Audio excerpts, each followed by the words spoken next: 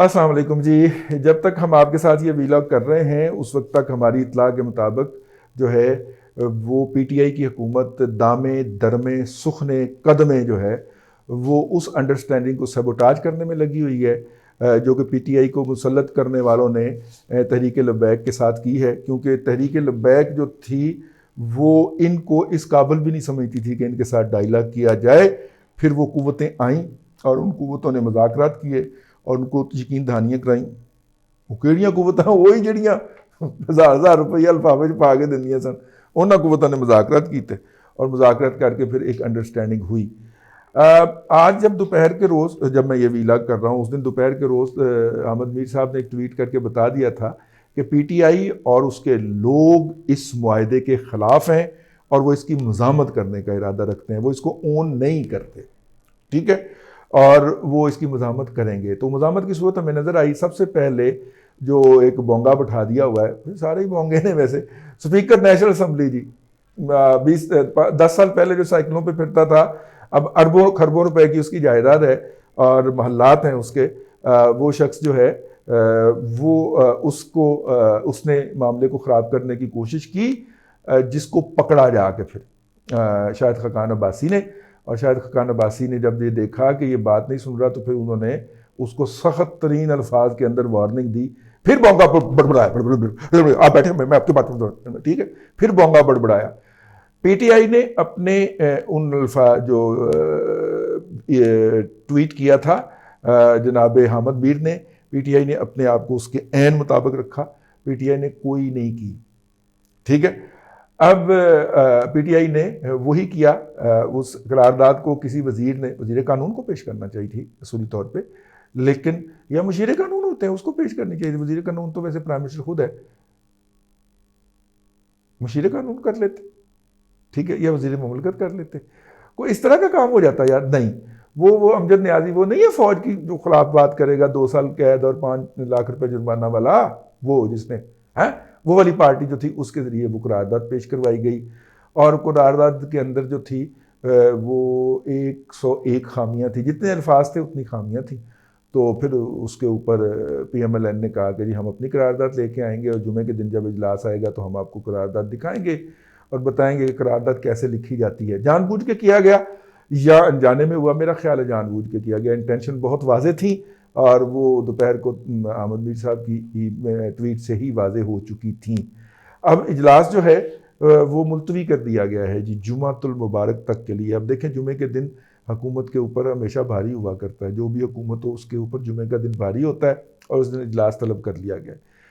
तहरीक लब्बैक वाले जो हैं उन्होंने ये साबित करने के लिए था कि हम फसादी नहीं थे, हम कोई मसला क्रिएट नहीं करना चाहते थे, पूरे पाकिस्तान से अपने धरना उठा लिया और लोग वहाँ से जाना शुरू हो गए हैं।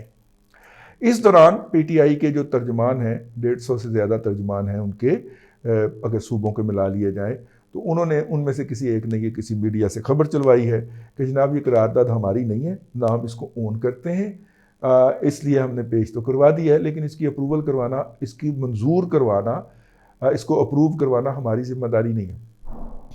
जिनकी जिम्मेदारी है वो आप पे करवाएं।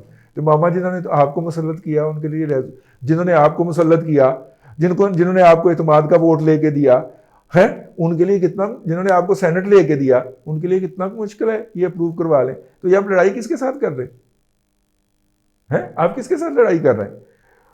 या तो खुल के आओ ना, तो फिर हुकूमत छड़नी पैंती है ना। तो एडी गैरत वाले दिन असी जमे ही नहीं सन।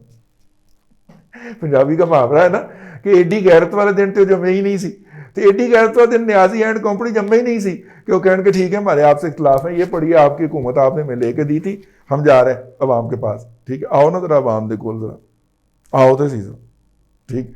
अवाम जो है ना, मतलब कि आम आदमी जो है, जो महंगाई की वजह से परेशान है, 1.25 करोड़ के करीब तो नौकरियां गई है ना, तो वो 1.25 करोड़ तो हार लेके खड़ा हुआ है ना पीटीआई के गले में डालने पे, ठीक है, 1,40,00,000 के करीब फिगर बनता है, उसको भूल जाए।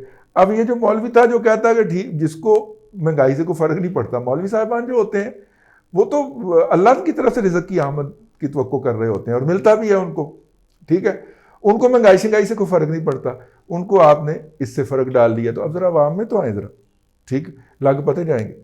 अच्छा, फिर उन्होंने इनके ऊपर मुज़ाकरात में भी इत्मीनान नहीं किया, उन्होंने अपने बंदे मुज़ाकरात में डाले।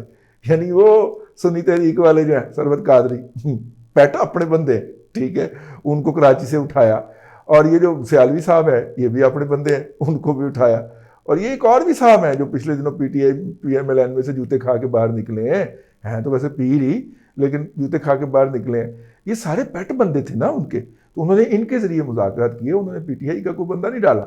और जब मुज़ाकरात फाइनल हो गए, ड्राफ्ट फाइनल हो गया, तो फिर शीदे टली को, वो भी तो अपना बंदा है ना उनका, उनको कहा से पढ़ के सुना दे। यानी इन मुज़ाकरात की पूरी स्ट्रीक के अंदर शुरू से लेके आखिर तक पीटीआई कोई नहीं है, ठीक है। और वजह क्रेडिबिलिटी भी हो सकती है कि अगली पार्टी पीटीआई की बात ना मानने को तैयार हो, और वजह यह भी हो सकती है कि मैं नहीं जाना खेड़ियां दे नाल, नहीं सही हो मैं नहीं जाना खेड़ियां दे नाल।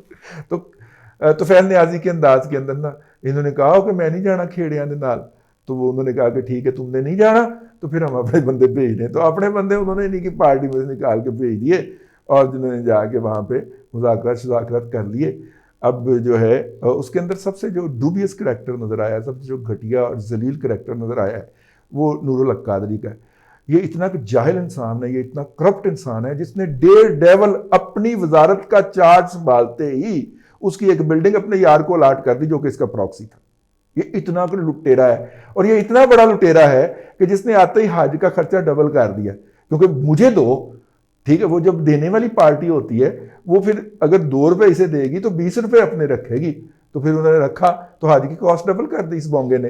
ये इतना करप्ट आदमी, पता नहीं इसे मरना भी नसीब नहीं है। सांप इसकी लाश के ऊपर पहरा देंगे, जिस तरह गुलाम मोहम्मद नहीं था, वो गवर्नर जनरल था, उसकी कबर के को भी कुशाई की गई। उसकी ख्वाहिश थी मुझे मक्का में दफन किया जाए। जब उसकी कबर कुशाई की गई तो उसकी नागों के पैरे के बायस लाश शिफ्ट नहीं हो सकी। आज भी गोरा कब्रिस्तान कराची के अंदर दफन है, वो मुसलमानों का कब्रिस्तान भी उसको नसीब नहीं हुआ। इसी तरह इसको भी मुझे लगता है कि किसी इस तरह की जगह के ऊपर जो है ये दफनाया जाएगा।